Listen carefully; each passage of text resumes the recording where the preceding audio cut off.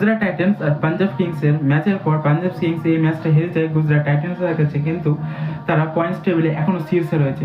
Points টেবিলে আমরা যদি দেখি সবচেয়ে বেশি সমস্যা এবার এনে দিয়েছে কেকেআর, কারণ কেকেআর যদি সানরাইজার্স হায়দ্রাবাদকে এই ম্যাচে হারিয়ে দিয়েছে এবং হারিয়ে দেওয়ার পর কেকেআর একটা পিসফুলি একটা মোমেন্টাম পেয়েছে যেখান থেকে কেকেআর কামব্যাক করতে পারে। কেকেআরের কাছে আমরা যদি পয়েন্ট দেখি তাহলে দেখবো যে কেকেআর কাছে এখন পর্যন্ত 7 পয়েন্ট আছে, আর তার ম্যাচ আছে এখনো বেঁচে আছে, অনেকগুলোই ম্যাচ বেঁচে আছে। তার মধ্যে যদি সে প্রত্যেকটা ম্যাচ জেতে তাহলে তো সে অবশ্যই কোয়ালিফাই করবে, বাট তার মধ্যে যদি একটা ম্যাচও হেরে যায় তাহলে কলকাতার কাছে মানে টাইম থাকবে কোয়ালিফাই করার, কারণ কলকাতার কাছে 15 পয়েন্ট হয়ে যাবে। আর আমরা যদি দেখি গুজরাট টাইটান্স আর পাঞ্জাব কিংসের মধ্যে যে ম্যাচটা হলো সেটাতে পাঞ্জাব কিংস ম্যাচ হেরে গেছে, গুজরাট টাইটান্স জিতে গেছে। গুজরাট টাইটান্স জেতার পর 10টা ম্যাচের মধ্যে 6টা ম্যাচ জিতে ফেলেছে গুজরাট টাইটান্স, 4টা ম্যাচ তারা হেরেছে। 12 পয়েন্টের সাথে তারা এখনো 5 নম্বরে আছে।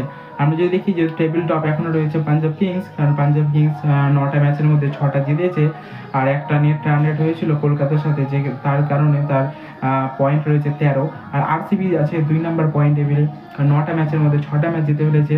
আরসিবি 3টা হেরেছে, 12 পয়েন্টের সাথে সে 2 নম্বরে। 3 নম্বরে রয়েছে সানরাইজার্স হায়দ্রাবাদ, 10টা ম্যাচের মধ্যে 6টা জিতেছে, 4টা হেরে গেছে, 12 পয়েন্টের সাথে আছে 3 নম্বরে। 4 নম্বরে আছে রাজস্থান রয়্যালস, 10টার মধ্যে 6টা জিতেছে, 4টা হেরেছে, আর 12 পয়েন্টের সাথে আছে গুজরাট টাইটান্স। 10টার মধ্যে 6টা ম্যাচ জিতেছে, যার ফলে সে 12 নম্বর পয়েন্ট নিয়ে আছে। আর সিএসকে কামব্যাক করেছে, বাট 9টার মধ্যে 4টা উইন করেছে। সিএসকে কাছে এখনো টাইম আছে, যদি সিএসকে ভালোভাবে খেলে। সিএসকে আর দিল্লি সেম পয়েন্টে আছে, সিএসকে দিল্লি যদি ভালোভাবে খেলে এবং পরপর ব্যাক টু ব্যাক ম্যাচ জেতে, এবং সিএসকে দিল্লি আর কেকেআর তো একদম ভালো কামব্যাক করেছে। আর আমরা জানি কেকেআর যখন কামব্যাক করে তখন পুরোপুরি একদম ম্যাচ খেলিয়ে দেয়। আর এরপরে নেক্সটের কেকেআরের ম্যাচগুলো যদি আমরা দেখি তাহলে বুঝতে পারবো যে কেকেআর যেতে পারবে কি পারবে না। বাট কেকেআর, সিএসকে আর দিল্লি এই 3টা টিম ডিসাইড করবে যে কারা যাবে কারা যাবে না, এবং কারণ তারা লোয়ার পয়েন্টে আছে, লোয়ার পয়েন্ট থেকে তারা আপারের দিকে যাওয়ার চেষ্টা করবে, যেখানে যাদের প্রথমে